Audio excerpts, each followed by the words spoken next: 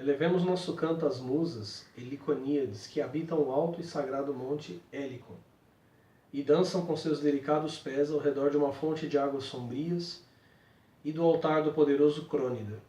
Depois de banhar sua pele macia nas águas do Pérmesso, ou na fonte do cavalo, ou no divino Olmeio, elas dançam com os pés ligeiros e entoam belos e ardorosos cantos no alto do Helicon. Tudo bem, pessoal? Namastê. Continuando a sequência de vídeos, nós agora entramos na mitologia grega.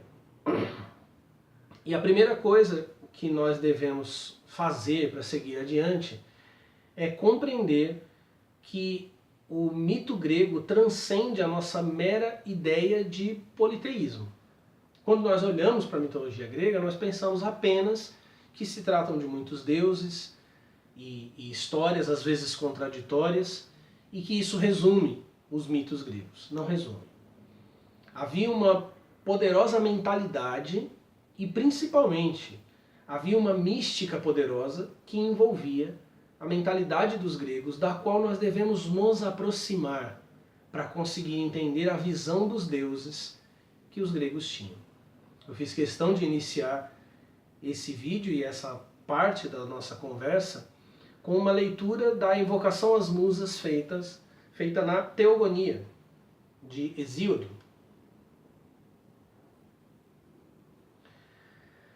Hesíodo, como todos os poetas, inicia clamando pelas musas, porque as musas são aquele poder que traz a verdade. Como eu já disse em outros vídeos, a verdade para os gregos é aletheia, ou seja, a supressão do esquecimento. Os gregos entendiam que a lembrança era o ser, era algo que era presentificado.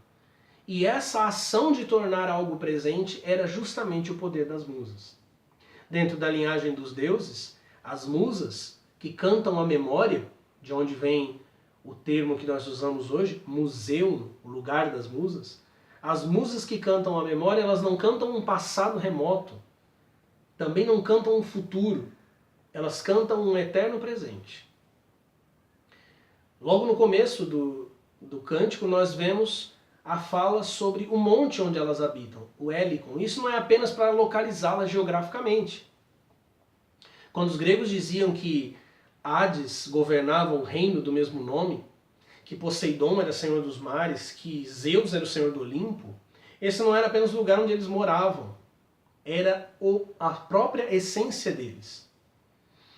O início do cântico diz que elas estão no sagrado monte Helicon. O monte é sagrado porque ele é a presença das musas. Ele é o ser das musas. Dançam com seus delicados pés ao redor de uma fonte de águas sombrias e do altar do poderoso Crônida. Este Crônida é o próprio Zeus. As musas são a própria consciência de Zeus. São a própria percepção sempre clara, sempre límpida, sempre certa de Zeus. Esse dançar ao redor da fonte era um antigo rito em que se acreditava que esse dançar permitia que a fonte permanecesse sempre jorrando, sempre viva, sempre fluindo. É exatamente isso que as musas fazem. Quando elas dançam, quando elas cantam, elas fazem com que esse presente dos deuses seja sempre fluindo, sempre vivo. Zeus é o próprio Monte Olimpo, assim como Poseidon é seu reino, como as musas são o Monte Helicon. Elas que são as últimas dentro da linhagem dos deuses, mas que por meio delas o tempo se fecha num ciclo infinito de renovação que vence o esquecimento, que vence a alienação e que traz o ser divino para junto de nós. Os gregos não pensavam num passado e num futuro pré-existente. Por isso que muitas vezes a nossa cabeça, a nossa ideia, muito afastada do tempo deles, ao ler os poetas, pensa que os poetas se contradizem. Não é verdade. Cada deus é o tempo que ele representa. Cada deus é o lugar no qual as suas histórias acontecem. Se as histórias parecem contraditórias, é porque o ser de cada deus, que ocupa e que gera um tempo e um espaço, existem como absolutos, que se complementam na essência do todo-poderoso Zeus. Para os gregos, o tempo não era algo no qual eles estavam. O tempo era a própria natureza dos deuses, que se fazia presente quando os deuses estavam presentes. O poeta, o cantor das deusas, tinha não apenas o poder de tornar o aedo, né, como eles chamavam, de tornar presente os deuses quando os nomeava, porque o nome e os deuses eram a mesma coisa. Ele podia fazer mais. Veja só.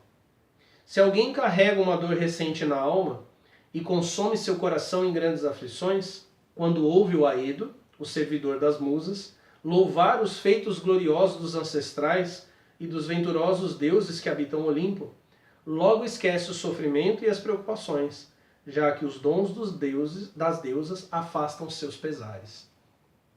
Falar dessa vida, fazer jorrar essa vida atemporal, que aliás delimita o tempo, forma o espaço, teogonia e cosmogonia sendo uma coisa só, era um meio de curar o coração dos homens. É o que nós temos feito, nomeando os deuses nesses 52 dias. Namastê.